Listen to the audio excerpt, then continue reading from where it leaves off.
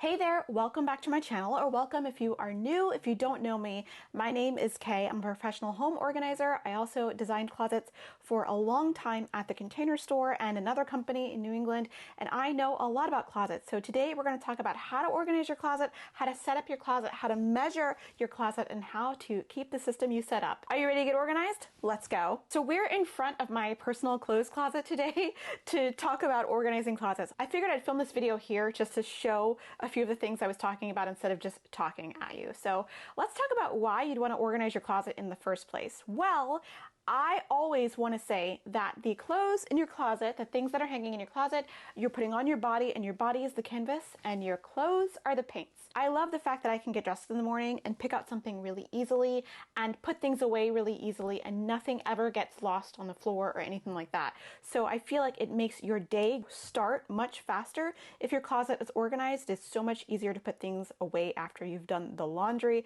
It's so much easier to put things away after you've traveled, and it makes you less anxious when you open the closet and you can just go, I can find things. So I feel like there are many benefits to organizing your closet. So I want to break it down into steps so that you know where to start and you know what steps to take to get your closet organized. So the first thing you want to do if you just decided to organize your closet is one big step, and don't let it be too intimidating, but that step is to take absolutely everything out of your closet. I know this is a huge ask and it's a big task to do, but I guarantee you it would be very helpful. For one, it gives you a blank canvas. You can see exactly what you're working with. And two, you can probably find things you were looking for. There's always things on the floor that fell down off of hangers or things that got lost in a corner. And three, it gives you an opportunity to clean your closet. Your closet is a little room in your home that is tiny, but it's still a room. It gets dusty, it gets grimy, it gets gross. So it's an opportunity to wipe down the baseboards, clean the floor, wipe the walls. You'd be surprised how much dust and stuff builds up in there. The next step is one of the hardest steps, and that is to declutter. We're not going to talk a huge amount about decluttering today. I did an entire video on how to declutter. I probably will remake that video at some point, but some of the information I feel like is still good. I will link that down in the description below, but it's really important to declutter your closet and to not skip this step before you go back in to organize it, because one, you want to only keep the things in your closet that are serving you and you love the most. So you want to part with things that either don't fit you, are too damaged to repair, are not flattering, or things that you just don't love anymore. And only keep the things that make you happy and are really worth putting on your personal canvas. Once you've decluttered and you've kept all the stuff that you want to keep, the next thing I recommend doing, and not a lot of people recommend this, but I, from a closet designer's perspective, really want to encourage you to do this, is to measure your closet and plan it out. So if you don't know how to measure your closet, we're going to go through step by step on how to do this. So you want to have either a physical tape measure like this one, or a digital tape measure if you're lucky enough. Since I used to sell and design closets for a living, of course I have one of these. Not everyone has one of these, but they're very accurate. If you happen to know someone who has one of these, ask them to borrow it.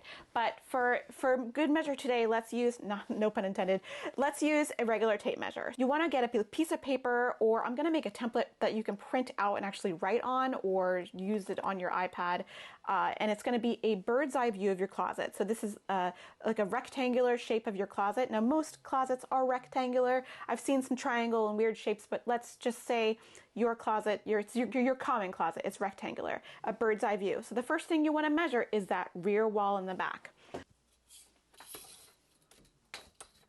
And the reason you want to take everything out of your closet is this will be so much easier with the contents not inside. So I have measured this closet before, and it is about 55 inches wide. So let me actually measure with my digital measure and see if that's accurate. 4'7". So I was really accurate with my measurements. Okay, this is that rear wall. That's the first thing you're going to measure, and then you're going to measure the side walls. I'm always very cautious to measure both side walls. Sometimes the architecture can be a little bit funky and they can be a little bit different.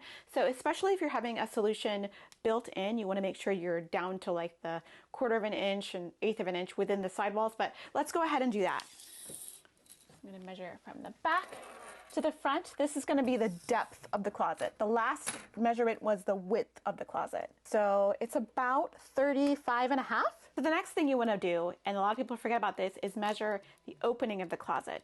And that means the opening with the doors open. So especially if you have bifold doors or any kind of doors that take up extra space, like maybe you have some accordion door action if you have a really old home, you want to make sure that you take this measurement with the door open, because of course the door is going to take up a little more space. So let's go ahead and measure the opening. It's about 43.5. And then the other thing that people forget to measure is the wing walls. These are the little portions of wall that are behind the opening, and see how much those are. Let's see. This one on the right is about 4 3/4.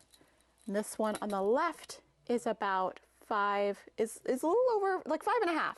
So they can be different, and on some spaces it can be like 0 inches, and in a lot of spaces I've seen some weird wacky closets in New England where like this wing wall is 3 feet or something. So make sure to take that measurement carefully. Why would we take that measurement, you ask? Well, so if you want anything in your closet that is going to move, that is going to open, gliding shelf, gliding drawer, it's going to move out, you want to make sure it can open completely. In this closet, that's not so much of an issue because it's about, these drawers are about 30 inches when they open, and the whole wall is 36. So even if this wasn't in front of the opening, it still opens all the way like that. The last thing you want to measure is measure from floor to ceiling. You want to see how tall the closet is.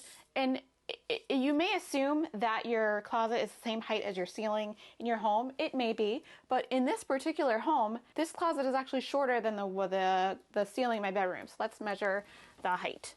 It may be a really good idea to have a friend help you with this. All right, it's about 86.5. Let me take my digital measure just to make sure. Yeah, I was pretty accurate. It's about 86.5. So that way you know how much height you're working with, and that affects a few things. It affects how high shelving can go, and it affects how many levels of short hanging you can have in the space. Now, if you're building something in the space, say if you're building a built-in closet cabinet like solution, you want to make sure you account, or even Alpha, this is the closet system Alpha from the Container Store, which I sold for a long time. You want to measure the size of the baseboards as well. The reason you want to do that is if anything is being built against the back of the wall, you want to make sure that either you tell the contractor that the baseboards have to be removed, or as far as Alpha is concerned, you want to make sure that the standards are not going to be longer than this baseboard, because it's not going to be able to function properly. So this baseboard is about 7 inches tall. So after you've done all of your measurements and you've written them all down, you probably know what kind of closet you have, but in case you don't know, there are 3 different kinds of closets that I consider types of closets. So first let's talk about reach-in closets. Reach-in is exactly what it sounds like. You can stand outside the closet, reach in and grab whatever you need. They typically are like 24 inches in depth, but they can be a little smaller, or they can be a little larger, as this one is. We'll talk about this one in a second. Then we can talk about our walk-in closets. Walk-in closets I consider a closet you can walk in, do a little dance, turn around, and have some fun in. Walk-in closets, I feel like they need to be a minimum of about 4 inches deep. Otherwise, I feel like it's too cramped to be considered a walk-in closet. So walk-in closets can be absolutely huge and can have many, many walls. I remember I designed a closet at the Container Store when we designed with the back wall, that rear wall, we labeled it A, and then subsequently went clockwise around and labeled it B, C, D, whatever. I remember I got all the way to wall M and I was like, wow. But usually we're just talking about 4 walls today. They can be absolutely huge, or they can be a small walk-in. And the weird in between size that this closet is something I like to call step in. So be very mindful of the fact that this is a step-in closet and not a walk-in closet. I came across a lot of clients who wanted to use this size of a closet as a walk-in closet and put storage solution like hanging on all of the walls aside from the one with the door attached, and you don't want to do that because it's going to be too crowded. When I first moved into this house, I opened the coat closet door and I discovered that it's about 6 feet in width and 28 inches in depth. And I discovered that it had been used as a walk-in closet. It had shelving on all 3 sides that could have shelving, and for science, because I was taught that this wasn't the best way to go, for science, I actually lived with it for a few months and it was really dysfunctional. You couldn't get to the stuff in the corners. It was like not cool to live with. I only lasted a few months before I changed it, but Just be aware that if it's not really big enough for you to like walk in, do a dance, it's not really a walk-in, and don't treat it that way. Now, you may have some extra space in the front, like in this closet. Like here I have a bunch of extra space. I have about, gosh, how big is that? 12 inches? Let me measure. Oh, it's a little bigger. It's like 16 inches between like the front of the shelving and this wall here. And that seems a lot like wasted space, but it's not, because we have hooks for everything. So just know that you can absolutely use hooks to maximize all of the storage that you can maximize. Like I have so many hoodies and sweaters, and I love just hanging them here, and I have used this. This is great for bags, belts, any kind of accessories. I've also used this for jewelry. So this is not wasted space. But you don't have to put shelving on it. That's my only thing. So the next step after you've measured and you've decluttered and you know what kind of closet you're dealing with is to categorize your items and how you want to store them. So typically you're going to have sort of 4 or 5 categories. So the first category I usually have is short hanging. These are short hanging items that are short when you hang them. So short means about 30 inches or maybe a little bit longer, 28 inches if you're a really tiny person. So these are things that go on hangers that you want to hang short. Gather up all of your short hanging things and put them on a garment rack or put them back in the closet. Measure how much space they actually are taking up and place them in a way that makes you feel comfortable. I don't mind that my clothes are a little bit closer to one another. I have these really thin flocked hangers. They allow you to put more things in because they don't take up a lot of space. But if you don't like that, if you like a little bit of separation between your clothes, arrange them in a way that makes you feel comfortable, and then measure how much space they take up. If you only have 2 feet of hanging space, but you have 4 feet of short hanging, you can totally make that work by adding double hanging. So you can add double hanging to double the size of your short hanging in your closet. If you don't have a custom closet, there's a product that is amazing that you can use. It is like a closet doubler, or called Double, I think is the name of the Umbra product that they make that does the same thing, but I usually just call it a rod doubler. And what happens is you put it on the rod like that, and then there's a little rod that hangs above, like below your clothes, where you can hang another set of clothes. It's genius. So it's great if you can't install a custom solution and you need more short hanging. Definitely highly recommend. Oh, I forgot to talk about long hanging. Long hanging is a whole category in itself. Again, hang your long hanging up on a garment rack or in the closet and determine how much width you're going to be needing. Now, long hanging takes up about 66 to 72 inches if you're really tall. And a lot of people came to me and talked about mid-size hanging or a medium hang. I'm going to encourage you, if it works for you, fine.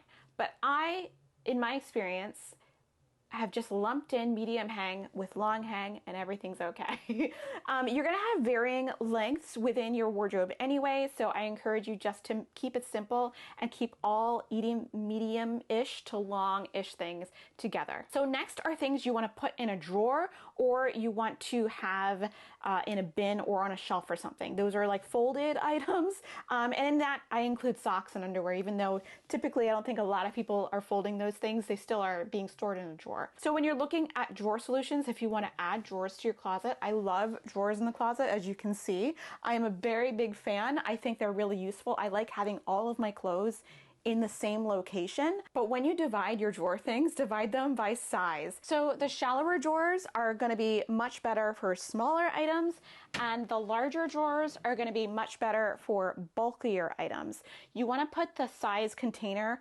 relative to the size you're storing, of the items you're storing inside. So you don't want to put like a whole bunch of socks in like this big fat drawer. That would be really not useful for you. You'll never find the ones in the bottom. So just be wary of how much space you're gonna need. So measure the height of the drawer. If you pick up modular drawers, they're really useful. You can move them around or have as many as you need for your personal needs at the time. I really love the drawer units from the Container Store. They last forever. They are durable. They're attractive. Or you can even get modular drawers, modular plastic drawers from places like Muji or Target or the Container Store. I will discourage you from getting those like pre-built, like 3 in a 1 Sterilite ones from like the Walmart or the Target. They are useful for some things, but I think for your clothes, I think just step it up a little bit. I think you deserve a better solution. The next category you want to inventory is your accessories. This means your belts, scarves, jewelry, hair accessories if you have them in there. I actually have hair accessories and bonnets in my closet. Ask yourself how you want to store those items. Some people really like to have them in the drawer. Some people really like to have stuff on hooks. Some people really like to use boxes for things like hats. So be honest with yourself about how you want to store items, because you're more likely to keep up an organization system if it's natural to you. And lastly, we have shoes. Shoes go in a lot of people's closets. I know a lot of people with amazing shoe collections and they're happy to show them off in their very organized, neat closets. I know there are a lot of people who don't actually have shoes in their closet. They leave the shoes at the entryway. They never come to the interior of the home, and the shoes are in a completely different place. If that's you, very cool. You don't even have to account for shoes in your closet. But if you do, you want to make sure that you're storing them in a way that is intentional to where they don't get lost. I want to discourage you from storing shoes on the floor unless you are a very neat person. If you are like the rest of us and need a little bit more structure, I encourage you to invest in something like a shoe rack, or even use an over-the-door shoe solution to store your shoes, just so that you can find them all and you can keep the pairs together. I'm a big fan also of shoe boxes, clear shoe boxes. That way you can see exactly what pair is inside. Or if you don't want to lift up the boxes and to get to the bottom pair, because that's really annoying for some people, shoe drawers are a great solution for that, because you can just pull open the drawer, grab the shoes, they don't get dusty. It's genius. When we're talking about the closet floor, I want to discourage you from using the closet floor unintentionally.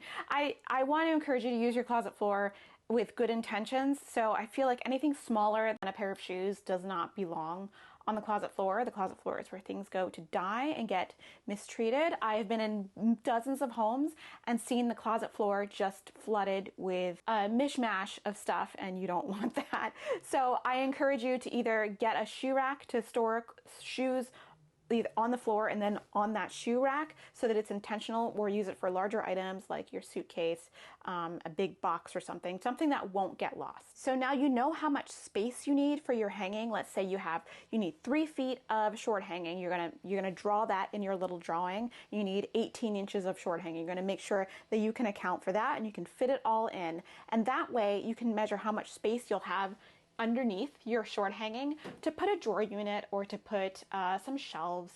If you want to store clothing on shelves, that is totally awesome. It looks so good.